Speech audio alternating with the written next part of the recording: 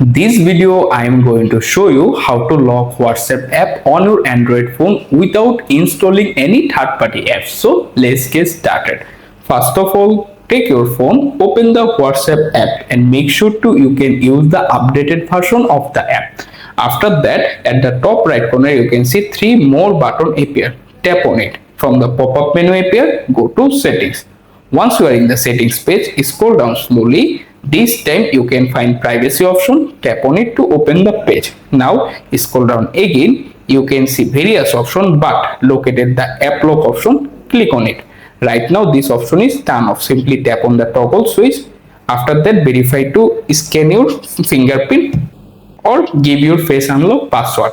Then automatically turn it on. After that, you can see the most important part, automatically block section under three different options immediately, after 1 minute, after 30 minutes. I always recommend you can always select the immediately option. This means you can back anytime your WhatsApp, then try to open it, and this time verify to enter your phone app password or scan your fingerprint lock and automatically unlock it. That's it guys, you are done. Thanks for watching. Please subscribe to my channel. Take care.